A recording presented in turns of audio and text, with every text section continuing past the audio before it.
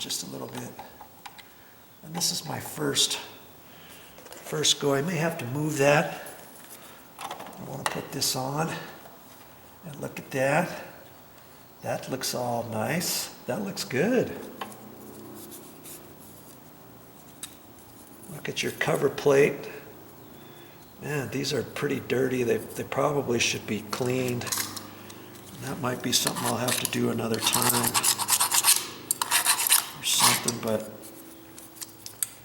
I can see that this one's facing down.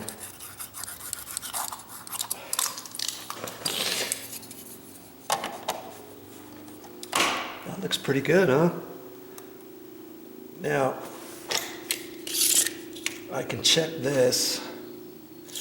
And that's what it looked like. It looked like the top needed to go over. So whoever installed this initially, they should have pushed it over that way a little bit. And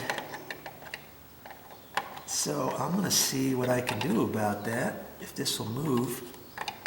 It's not, it looks like it's pushed over all the way. And this one may have to come over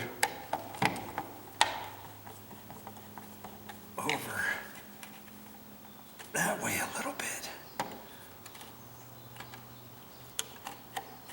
See how there's movement. I can move it over that far. Get that back in there. Boy. Which means now I have to loosen this up and move that over a little bit. Let's just see what that does.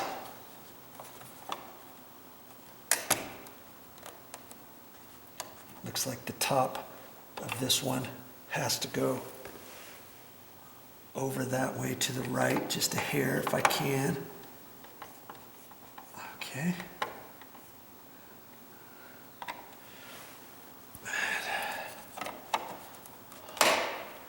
And even when the plate is on, you can see a slight gap here. So if you can see that, and if the gap looks like it's off a little bit, you can still move it. This bottom could go to the left just a little if I can. Okay. I think that's good. That's better. Okay. Now, I'll put my little trim screws back up.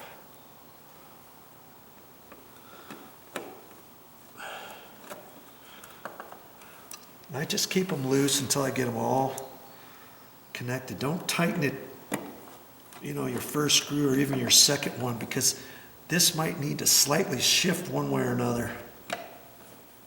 You never know. Okay? Sometimes you're like, where's the screw hole at? I'm putting it right in. It's not, doesn't seem to be going. Okay, now this, just make it so it feels snug. Don't over tighten these screws. Last thing you want is to tighten it up a little bit and then have a crack. I mean, it's not the worst thing that could ever happen, but yeah, you're gonna have to go back to the store and get yourself a cover plate and come back and all that, and then fix it. It's not a good idea to leave a cracked cover plate. I don't generally like to do that. Here's another thing to be aware of. I moved the light switches over so that this was more straight up and down instead of crooked like they had it before. But if you have to make sure that whoever was the last person who painted, if they just cut around your light switch cover plate and didn't take it off, chances are when you move this, you put the cover plate back on, you might see, hey, I can't do that because now the paint's not covering all the way. I could caulk it, but then the white caulking might stand out, and instead of doing one side, you may have to do the whole thing, and if you're not very good at caulking, you might get it too far over on the wall and all that kind of stuff. So you just have to pay attention if you are going to move it to see. Now, when they painted this garage, they pulled the cover plates off, and that's always a good idea. When you get ready to repaint, I would never recommend painting around cover plates. I take them all off, okay? Then it's easier to paint too, but then before you put the cover plates back on, you've got to wait a couple extra days after you're painting so that your paint is fully dry 100%. You don't want to put the cover plates on too soon, because if the paint feels dry to the touch, it might still not be dry all the way, and then you go and suck the cover plates on, and maybe in a couple places the cover plate sticks to the paint, and then next time you go and try to take your cover plate off, it's stuck on there, and you try to peel it off and you're not careful enough, and you pull it and it rips the paint off, and it rips your sheetrock, and it or over here or over here. I've seen it happen. I've even done it before. So all those types of things, if you're going to adjust that, just be aware of that. All right, I'll go turn the breaker back on.